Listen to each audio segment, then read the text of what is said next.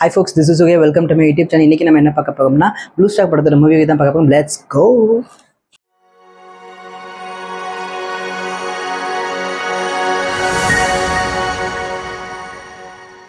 Blue star.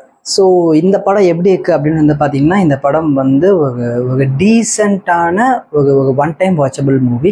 Even நான் one time வாட்சபிள்னு சொல்கிறத படம் வந்து ஒரு ஆவரேஜான படம் அப்படின்னு நீங்கள் நினச்சிக்கோனா, படம் வந்து நல்லாவே இருக்க படத்தோட ஸ்டார்டிங்லேருந்து எண்டு வரைக்கும் நமக்கு எந்த சீனுமே போர் அடிக்காத மாதிரி தான் இந்த படத்தை வந்து எடுத்துருக்காங்க. ஸோ இந்த படத்தில் வந்து எஸ்பெஷலி அசோக் செல்வனோட ஆக்டிங் வந்து பார்த்திங்கன்னா வேற லெவலுக்கு. அஃப்கோர்ஸ் அவங்க நடித்த முந்தைய படங்களுமே நல்லா இருக்கும், அதுலேயுமே அவர் நல்லா தான் நடிச்சிருப்பார். பட் இந்த படத்தில் வந்து பார்த்திங்கன்னா அவருடைய அந்த ஒரு மாசான சைடை வந்து இந்த படத்தில் வந்து நம்மளால் பார்க்க முடியுது. ஸோ இந்த படம் பார்த்ததுக்கப்புறம் நிறைய பேத்துக்கு வந்து அசோக் செல்வனை கண்டிப்பாக பிடிக்கும். அவருடைய பாடி லாங்குவேஜ், அவருடைய அட்டையாக இருக்கட்டும், அவருடைய வந்து அந்த அவருடைய மக்களுக்காக பேசுகிற டைலாக் ஆகட்டும், இது எல்லாத்துலேயுமே அவங்க ஒரு சில நடிகர்களுக்கு வந்து நடிக்கிறதே தெரியாது. ஸோ அந்த அளவுக்கு அவங்க சூப்பராக நடிப்பாங்க. ஸோ இந்த படத்தில் அசோக் செல்வனும் வந்து பார்த்திங்கன்னா அவர் நடிக்கிறதே தெரியாத அளவுக்கு வந்து படத்தில் வந்து நடிச்சிருக்காங்க. அதுக்கப்புறமேட்டு வந்து பார்த்திங்கன்னா அசோக் செல்வனுக்கும் அந்த அவங்க பேர் என்னது, அவங்க ஒய்ஃப் கீர்த்தி பாண்டியன், ரைட். ஸோ இவங்க ரெண்டு பேரும் அஃப்கோர்ஸ் ஆல்ரெடி வந்து அவங்க வந்து நிஜத்துலையும் லவ் பண்ணி கல்யாணம் பண்ணிக்கிறதால அவங்க வகை அந்த லவ் போர்ஷன் எல்லாமே பார்க்க வந்து அவ்வளோ அழகாக இருந்தது. அவங்க ரெண்டு பேருக்கு உள்ள கெமிஸ்ட்ரி வந்து அவங்க உண்மையிலேயே ஒரு கப்பல் ஆகிட்டதால நமக்கு அதை பார்க்கும்போது அவங்க ரெண்டு பேரும் லவ் பண்ணிக்கிற போர்ஷன்ஸ்லாம் பார்க்கும்போது நமக்கு வந்து படம் வந்து நல்லா இருந்தது. அதுக்கப்புறமேட்டு சாந்தனம் வந்து பார்த்திங்கன்னா ஒரு அன்லக்கி ஃபெல்லோ அப்படின்னு தான் சொல்லணும். பிகாஸ் விஜய் கூட நடித்தாலும் வந்து அவருக்கு ஒரு டம்மியான கேரக்டர் தான் கொடுக்காங்க. அசோக் செல்வன் கிட்டத்தட்ட அவருக்கு ஈக்குவல் ஒரு ஸ்டேட்டஸில் உள்ள ஒரு ஆக்டரோட நடித்தாலும் அவருக்கு ஒரு டம்மியான கேரக்டர் தான் வந்து கொடுக்குறாங்க. இன்னும் சொல்ல போனால் படத்தில் வந்து நிறைய கேரக்டர் வந்து நமக்கு வந்து மைண்டில் வந்து ரெஜிஸ்டர் ஆகும். சாமன் சொல்லிட்டு அசோக் செல்வன் பிரதகா வந்து ஒருத்தர் நடிச்சிருப்பாரு. அப்புறமேட்டு புல்லட் பாபு அப்படின்னு சொல்லிட்டு ஒரு கேரக்டர், கரண்ட் குஞ்சு அப்படின்னு சொல்லிட்டு இந்த மாதிரி படத்தில் வந்து சில மணி நேரங்கள் கூடிய கேரக்டர் கூட நம்ம மைண்டில் ரிஜிஸ்டர் ஆகும். அந்த கேரக்டர் கூட நம்மக்கிட்ட கிளாப்ஸ் வாங்கிட்டு போகும். பட் சாந்தனு வந்து பார்த்திங்கன்னா அவங்க நடித்த கேரக்டரில் ஒரு டெபியூட் ஆக்டர் கூட நடிச்சிருந்துருக்கலாம். அந்த அளவுக்கு தான் அவருடைய அந்த கேரக்டரைசேஷனே இருந்தது.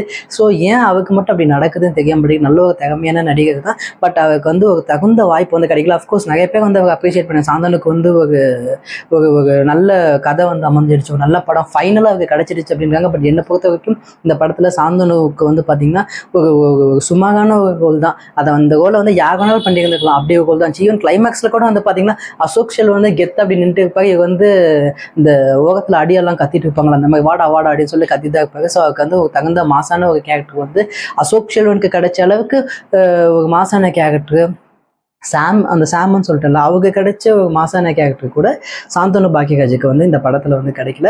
ஸோ இந்த படம் அஃப்கோர்ஸ் வந்து ஆன்டி காஸ்டிசம் அதை பற்றி தான் பேசியிருக்கு. பட் இந்த ஆன்டி காஸ்டிசம் பற்றி பல படங்கள் வந்து பேசியிருக்கு.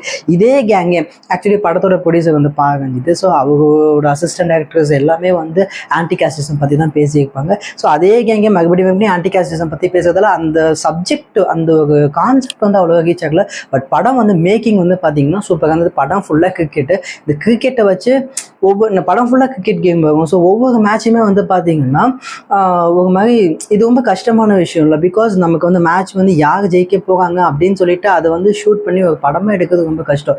அண்ட் ஆடியன்ஸுக்கு வந்து அந்த ஒரு எக்ஸைட்டிங் ஃபேக்டர் வந்து கொடுத்துக்கிட்டே இருக்கணும். யார் ஜெயிப்பா, ஹீரோ டீம் ஜெயிக்குமா, இல்லை அதுக்கு ஆப்போனட்டாக டீம் ஜெயிக்குமா அப்படின்னு சொல்லிட்டு ஆடியன்ஸ்க்கு தெரியாத மாதிரி ஒரு அந்த சீட் எஜ்ஜிலே அந்த வந்து உட்கார வைக்கிறது வந்து ரொம்ப கஷ்டமான விஷயம். பட் அந்த விஷயத்தை இந்த படத்தில் ரொம்ப அழகாக பண்ணியிருக்காங்க. அப்புறமேட்டு நடுவில் கொஞ்சம் பக்கத்துக்கான பக்ஸு அவர் வந்து இந்த படத்தில் வந்து ஒரு நல்ல ரோல் வந்து ப்ளே பண்ணியிருக்காரு. அவர் பேசுகிற ஒரு சில டைலாக் எல்லாமே வந்து பார்த்திங்கன்னா பயங்கர ஒரு ஹார்ட் ஹிட்டிங்காக இருந்தது. ஸோ ரெண்டு கேஸ்ட்டும் வந்து ஒன்றா சேர்ந்து விளையாடலாம் அப்படின்னு சொல்லிட்டு அவங்க மெனக்கெட எடுப்பாங்க. அவங்க அது ஒன்றா சேர்ந்து விளையாண்டு தான் இருப்பாங்க. பட் கடைசியில் அவங்களுக்குள்ளே ட்விஸ்ட் அடித்து ரெண்டு பேருக்கும் சண்டை போகிற மாதிரி ஆகிடும்.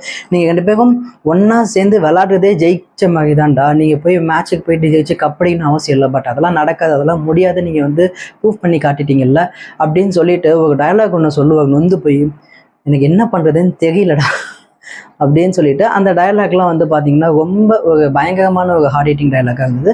ஸோ இந்த படத்தோட கான்செப்ட் ஓகே, பட் கான்செப்டை விட எடுத்த விதம் வந்து ரொம்ப சூப்பராக இருந்தது. இந்த படத்துக்கு என்னுடைய ரேட்டிங் வந்து பார்த்தீங்கன்னா 8.5 அவுட் ஆஃப் 10. ஸோ ஏன் 8.5னா, என்ன தான் படம் வந்து போரே அடிக்காமல் இருந்தாலும் இந்த படத்தை வந்து மறுபடியும் ஒரு படம் வந்து நமக்கு வந்து பார்க்க தோணும்ல. அஃப்கோர்ஸ் வந்து உனக்கு வேலையே இல்லையான்னு கேட்காதீங்க, நான் சொல்கிறது வந்து மூவி லவர்ஸ்க்கு வந்து புரியும்.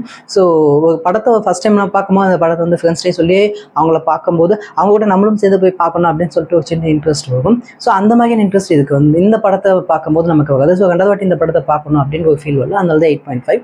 ஸோ இந்த வீடியோ பார்த்துட்டு உங்களுக்கு பிடிச்சிருந்தா லைக் பண்ணுங்கள், ஷேர் பண்ணுங்கள், கமெண்ட் பண்ணுங்கள், மறக்காம சப்ஸ்கிரைப் பண்ணுங்கள். தேங்க்யூ, பாய்.